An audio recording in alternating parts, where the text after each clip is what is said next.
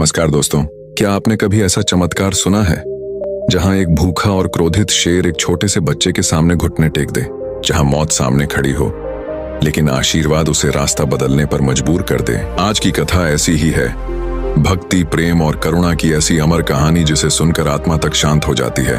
तो तैयार हो जाइए, क्योंकि आज हम सुनेंगे गुरु रविदास जी और बालक रामलाल की अलौकिक कथा जिसने पूरे राज्य को हिला दिया था।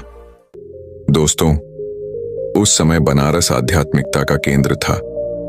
हर गली में मंत्रों की ध्वनि, हर घाट पर तपस्या का वातावरण, और इसी पवित्र नगरी में जन्म हुआ एक दिव्य आत्मा का गुरु रविदास जी का। उनका जीवन सरल था, लेकिन उनका ज्ञान असाधारण। लोग कहते थे उनकी वाणी में ईश्वर है, उनके स्पर्श में शांति है। इसी शहर में रहता था एक निष्पाप, चंचल और मासूम ब्राह्मण बालक रामलाल। उसके दिल में सभी के लिए प्रेम था। जाति, भेदभाव, श्रेष्ठ कनिष्ठ, इन शब्दों का उसके बचपन के मन में कोई अर्थ नहीं था। एक दिन खेलते खेलते रामलाल घाटों तक जा पहुंचा। वहां उसने देखा कि एक संत जूते सी रहे थे, पर उनके चेहरे पर दिव्य शांति थी, ऐसी शांति जो आंखों के भीतर तक उतर जाती है। रामलाल ने आश्चर्य से पूछा, बाबा, आप कौन हैं? आप इतना शांत कैसे रहते हो? गुरुजी मुस्कुराए और बोले, बेटा, काम बड़ा या छोटा नहीं होता।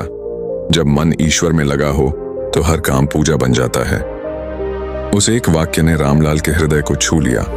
उस दिन से रामलाल रोज उनके पास जाने लगा। उनसे बातें, सीख और प्रेम सब उसके जीवन का हिस्सा बन गए। लेकिन लोगों को यह रिश्ता मंजूर नहीं था।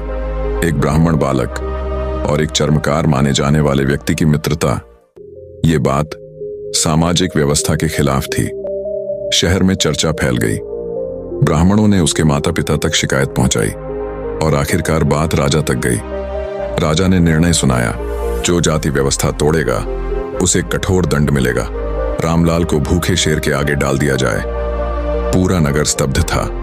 माता पिता रो रहे थे, पर रामलाल के होठों पर सिर्फ एक नाम था, गुरुजी। निर्णय के दिन हजारों लोग एकत्र हुए। लोहे के पिंजरे में कई दिनों से भूखा रखा शेर दहाड़ रहा था। रामलाल को धक्का देकर अंदर डाला गया। भीड़ ने सांस रोक ली। शेर गरजा और आगे बढ़ा। रामलाल डर से बेहोश हो चुका था, पर तभी कुछ अकल्पनीय हुआ। शेर अचानक शांत हो गया। उसकी आंखों की क्रोध भरी आग प्रेम में बदल गई। वह रामलाल के पास गया, सूंघा और फिर उसके चरणों के पास बैठ गया। लोग अवाक थे। शेर केवल रामलाल को नहीं देख रहा था, वह देख रहा था गुरु रविदास जी का दिव्य रूप, जिन्हें केवल भक्ति और पवित्रता देखने वाली आंखें ही देख सकती थीं। राजा कांप उठा। उसका अहंकार धराशायी हो चुका था।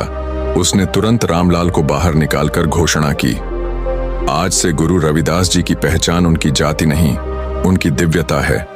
भीड़ जयकारों से गूंज उठी। जय गुरु रविदास जी, गुरुजी ने प्रेम से कहा। ईश्वर जाति नहीं देखता, वह हृदय की भक्ति देखता है। जहां प्रेम है वहीं परमात्मा निवास करता है। अगर यह दिव्य कथा आपके हृदय को छू गई हो तो कमेंट में लिखें, जय गुरु रविदास जी। और ऐसी ही प्रेरणादायक चमत्कारी कहानियां सुनने के लिए वीडियो को लाइक, शेयर और सब्सक्राइब करना न भूलें। हम फिर मिलेंगे एक नई आध्यात्मिक कथा के साथ।